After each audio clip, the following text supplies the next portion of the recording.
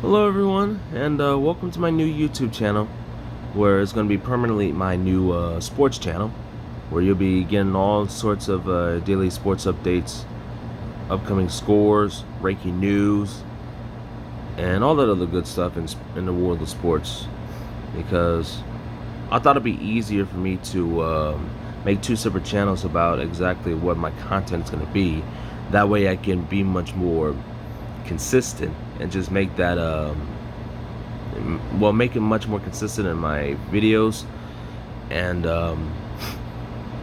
make it like resort to one simple related content on one channel while making like one related content on another channel. So here is my new sports channel, where you can go here and hit the subscribe button and hit that bell notification, where you can get all my daily video updates and exactly what I'm going to be talking about.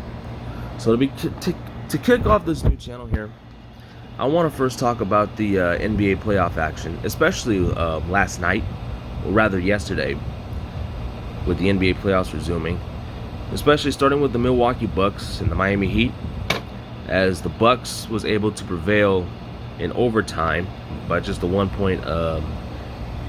three-point victory over the Miami Heat to stave off elimination for now, as the Bucks were trailing 3-0 over the Miami Heat.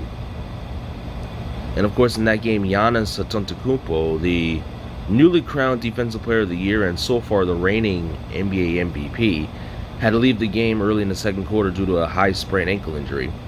So his fellow co-star Chris Middleton took over to load the rest of the way, and the Bucks as a unit was able to hold on and battle back and to force overtime and have Chris Middleton hit a clutch three-pointer to win Game 4 and avoid the Bucks from getting swept.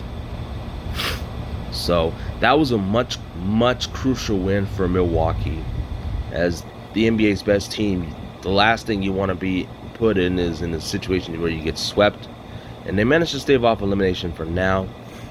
So the question is exactly how they'll be able to keep up the momentum going and stave off elimination again as they try to force Game 6. Now, tomorrow will be Game 5, and they'll hope to stave off elimination again, while Miami again has another opportunity to advance to the Eastern Conference Finals. And yesterday's loss was Miami's first loss of the entire postseason. They had not lost a game throughout this whole postseason. They were like the last team to remain undefeated, because the Boston Celtics were the previous team to go undefeated in the postseason before they lost the last two games to the Toronto Raptors, who will be playing tonight against the Boston Celtics for a pivotal Game 5. So do check that out. It's going to happen at 3:30 p.m. Pacific time, between the Game 5 between the Raptors and the Celtics. So do check that out. Followed by later on tonight the LA Clippers and the Denver Nuggets for Game 3 to see who will have a gripping hold of that series. So do check out tonight's games. But back to the Bucks Heat series. The Bucks will try to win tomorrow morning's game to force a Game 6 on Thursday. So Game 5 will be tomorrow. But the biggest question in the air is the status of Giannis and his injury. Like, how severe is it? Because it was severe enough that he couldn't play the rest of Game 4 yesterday. So his status will be up in the air for tomorrow's pivotal Game 5. So that'll be interesting to see how that goes. So if Giannis doesn't make it back, then the Bucks are looking at a deep hole. I mean, they played extremely well without him the rest of the way in Game 4 yesterday, but at a crucial time in the NBA playoffs is where all the stars have to align and they have to come out swinging. So we're gonna keep an eye on the status of Giannis' injuries. So I'll keep you updated on that, probably like in a video going forward. So, yeah, do keep an eye on that. Anyways, I want to shift gears to the other Western Conference playoff series between the Los Angeles Lakers and the Houston Rockets. As we all know, the Rockets took Game 1 by a convincing margin with a 12-point victory over the Lakers. I think 12 or 13-point victory over the Lakers. No, 14 points actually. And it was a game in which the Lakers had a 7-0 lead in the first quarter, but then the Rockets came back and took over the rest of the way, in which the Lakers never led again. But yet last night in Game 2, the Lakers had a much better outing. And they had a big as a lead of as 21 points at one point in the second quarter, with a big bounce back performances from LeBron and Anthony Davis. Then the resurgence, as we want to call it, of Rajon Rondo, hence the nickname Playoff Rondo, because of his ability throughout his career to perform well in the playoffs. Well, not counting his tenure with the Dallas Mavericks, because that was awkward. But excuse me. Excuse me. But yeah, the steady performance of Rondo and the surprise performance of Markieff Morris, especially with at one point hitting consecutive three-pointers in the first quarter to continue a dominant run for the Lakers to end the first quarter. But then next thing you know, the Rockets are the Rockets, and they done what they did for basically the majority of for all this postseason. Their defense is the number 1 ranked defense in all of the entire NBA playoffs right now. They were able to keep afloat, and this is a different Rockets team from the last couple seasons as well, because they now all have shooters all around James Harden. And with Eric Gordon leading the charge in the third quarter, the Rockets came up big and came back to make it a game, and they were leading by 5 at one point in the third quarter to cap off a dominant run. But the Lakers went on a run near the end of the third quarter and basically cap off with a dominant 27-point fourth quarter, and didn't look back from that point on. So it was a really different outing and bitter improvement from the Lakers, both offensively and defensively, as they were able to come away with a 119-107 victory last night to even a series that won apiece, with a Game 3 coming tomorrow night. Excuse me, in which Houston will be the home team for that game. So it's going to be a crucial one to see who has the upper hand in this series.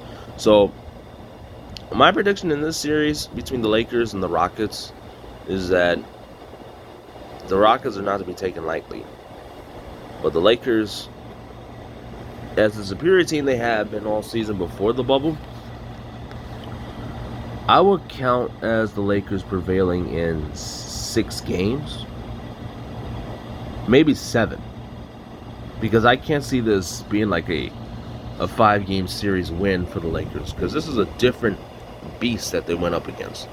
It's not like the Portland Trailblazers where they got there by coincidence, but it's a complete team with a stingy defense and arguably one of the best three-point shooting teams that you can ask for.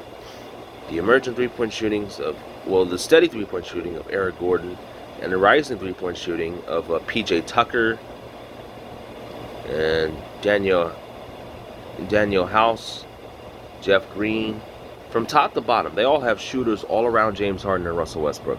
And speaking of Russell Westbrook, he was terrible in last night in Game 2. He was terrible. He was 10 points with 13 rebounds, while also 4 of 15 on the field. That's not good enough if you really want to contribute in helping your team win and hopefully win an NBA title, because this is a team that's is one of the favorites to win the NBA title this season, with the dynamic duo of Westbrook and Harden at the helm.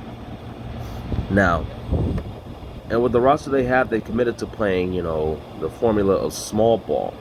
Hence the reason why they traded away Clint Capella to the Atlanta Hawks at the trade deadline for Robert Covington. Because they were going to go small ball, build that system around both Russell Westbrook and James Harden. And not just this game in particular, but Westbrook has not been himself in these playoffs. I mean, yes, he's been out for some time due to a hamstring injury. But when he came back late in the series against the Oklahoma City Thunder, he just hasn't been himself as of late. Russ, I don't know, but he was good in game 1, but putrid in game 2. Especially where he missed like a whole bunch of three-pointers. Where he was 1 for 8 or 1 for 9 from beyond the arc. That's not going to get it done if you're Russell Westbrook. They're looking at you as like the second coming to James Harden, rather than the second superstar next to James Harden, who's been holding it down for the Rockets for the last decade, as we all know it to be. So, yeah. And it's becoming to a point where I may view Russell Westbrook as overrated, because his play tends to, be erratic and not basically steady and consistent at times. And that's his main problem. He just hasn't been, that consistent level. And he just hasn't been like, how I say it, like a team player nowadays. Because I remember that triple-double season that he had with Oklahoma City a couple years ago, and I thought, the triple-doubles were okay. It's just that he was chasing rebounds. And just basically trying to get an assist instead of just making the right basketball play. Which is now common nowadays compared to the days of Michael Jordan and whatnot, and Kobe Bryant. So, it's expected. And,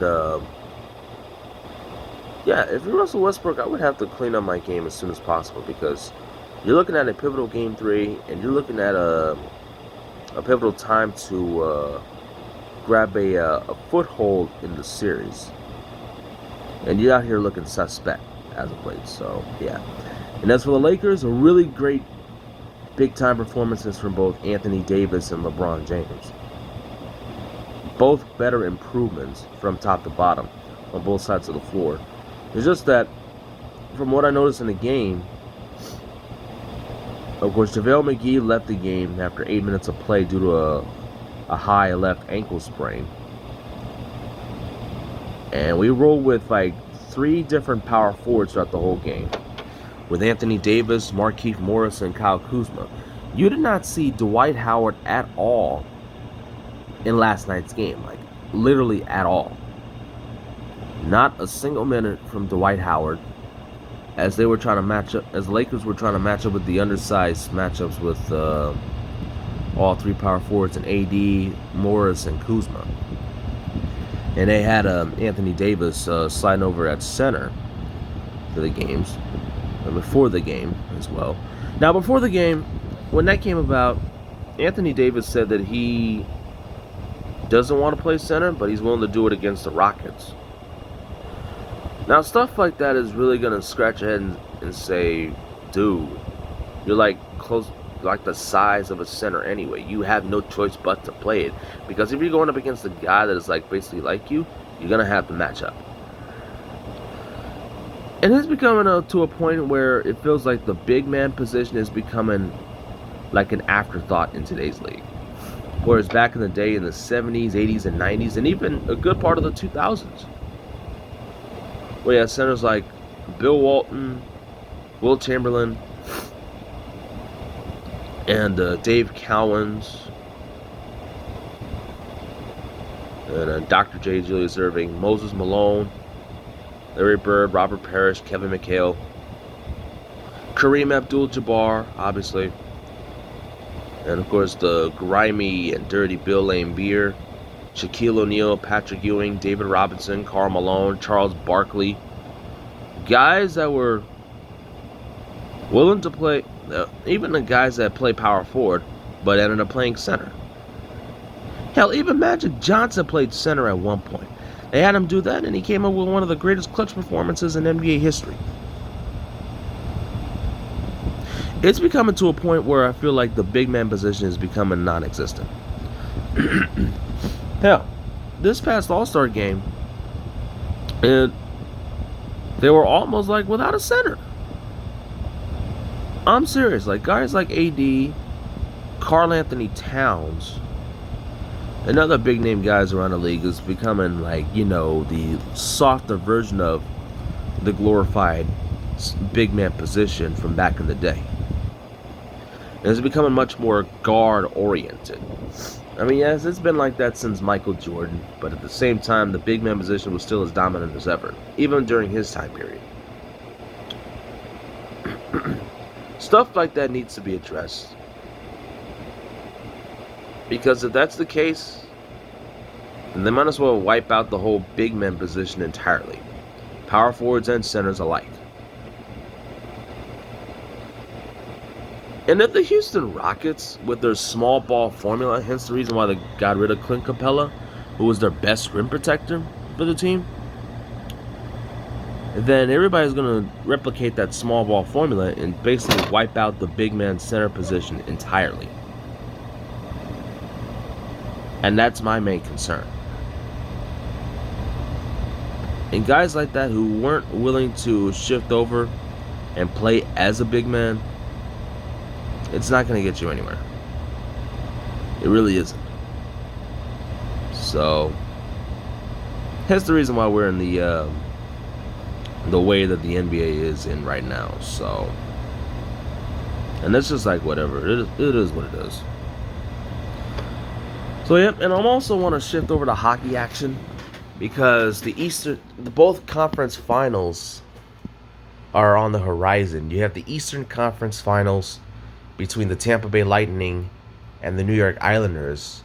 And in the Western Conference, you have the Las Vegas Golden Knights, or rather the Vegas Golden Knights, and the Dallas Stars. Now, in the Western Conference, the Stars and the Golden Knights, it's going to be a good series because you have, both high-scoring teams. It's just that Dallas's defense was kind of suspect against Colorado. They were able to survive that one in overtime in Game 7 to get to this point. By the way, this is the Stars' first Western Conference Finals appearance since 2008. So it was like a good 12 years since they've last been in a conference finals. And for Las Vegas, this is their second conference final appearance in 3 seasons, going back to their first inaugural season where they made it to the Stanley Cup Finals. So the second time in 3 years, and already for a franchise in its 3rd season of existence, it's tremendous. So I'm looking forward to that series because you're looking at both teams that can deliver offensively, especially at players like Mark Stone, Max Pacioretty, and Jamie Benn, Tyler Seguin. And the goaltending is going to be key to this one, too. We'll see what the status is of Ben Bishop for the Stars to see if he's available. And, of course, Robin Lehner has been really solid throughout this postseason as well, because we all thought that Marc-Andre Fleury is going to be the lock for the entire postseason run, but Robin Lehner's really held his own this postseason. So I'm looking forward to this series. Now, in the Eastern Conference, you have the resurgent Tampa Bay Lightning making its 3rd Eastern Conference Finals appearance in 5 years, and their first since 2008. Going up against the New York Islanders squad, making its first conference finals appearance since 1993. That's 27 years since the New York Islanders made it this far. Now, the Tampa Bay New York series, that's going to be a really good one. Barry Trotz, in his first year, or rather in his 2nd season in Long Island, New York, has done a tremendous job with guys like Matthew Barzal and company to get his team to this point. It's really interesting. Plus, the Tampa Bay Lightning still maintaining their status as an Eastern Conference powerhouse, as they have been for the last 5 years as a result. And speaking of this conference finals, Steven Stamkos, longtime captain for the Tampa Bay Lightning, will not play in this series due to him still dealing with a lower back injury that has basically kept him out for the entire postseason. He has not made his long-awaited playoff debut. And if the Bolts do make it to the Stanley Cup Finals, we don't know if Stamkos is going to be available by then. And that's concerning if you're Tampa. I mean, Tampa has been really solid and consistent throughout. They took care of the Columbus Blue Jackets in 5 games. They easily dispatched the Boston Bruins in the second round of 5 games to get to the second round. Whereas the New York Islanders have continued to surprise everybody left and right for the last 2 seasons. So, yeah. Now, as far as who I got in those 2 series, even though they're rivals to my LA Kings in the Pacific Division, I'm going to have to roll with Las Vegas on this one. Because nobody can ever even profound the level of success that they've had in their 3rd season of existence and still keep on going. So I'm going to have Las Vegas on this one over Dallas in the Western Conference Final. And in the East, I'll have the Tampa Bay Lightning, because they have like a really dynamic lineup from top to bottom, from the forwards to the goaltender, and a really great head coach in John Cooper. So those are my predictions. And as far as tonight, and I think the first game of the conference playoff action is going to begin tonight. I think either the Western Conference Final or the Eastern Conference Final. I'm going to have to look that up. I will keep you posted. And but tonight's NBA playoff action will feature the Denver Nuggets and the LA Clippers for Game 3 of their second round matchup, and Game 5 of the Eastern Conference second round matchup between the Toronto Raptors and the Boston Celtics. So 2 crucial games. Well, the Bucks Raptors are going to face a crucial Game 5 to see who has the upper hand and who will face elimination. So I will tune into that, and I will let you know my thoughts on that. But anyways, that's all I have to talk about on this video for today. On my new channel, make sure to hit the like button, and also hit the subscribe button, and also hit the bell notification where you get my daily updates on my newly hosted sports channel, where you get all sports related content and daily updates that you're going to get from me, breaking news, scoring updates, all that stuff. And let me know what you think in the comment section, and who you got in the NBA playoffs, and if you do watch hockey, who you got in the conference finals. Let me know what you think. And like I said, welcome to my new YouTube channel, and I'll see you guys next time. Alright? Peace.